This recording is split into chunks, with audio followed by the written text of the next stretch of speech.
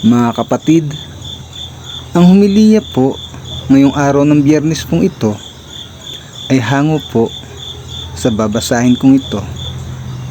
Mateo, Kapitulo 8, versikulo 1 hanggang 4. Pinagaling ni Jesus ang isang ketongin. Nang makababa si Jesus mula sa bundok, sinundan siya ng napakaraming tao. Lumapit sa kanya ang isang taong may ketong. Lumuhod sa harapan niya at sinabi, "Panginoon, kung nais po ninyo, ako inyong mapapagaling at magagawang malinis." Hinawakan siya ni Jesus at sinabi, "Oo, nais kong gumaling ka at maging malinis."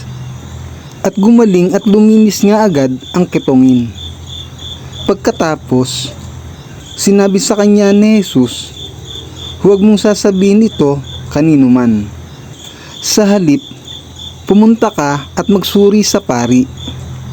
Pagkatapos, mag-alay ka ng handog na iniuutos ni Moses bilang patunay sa mga tao na ikaw ngay magaling at malinis na." Ang mabuting balita ng Panginoon. Pinupuri ka namin, Panginoong Hesukristo.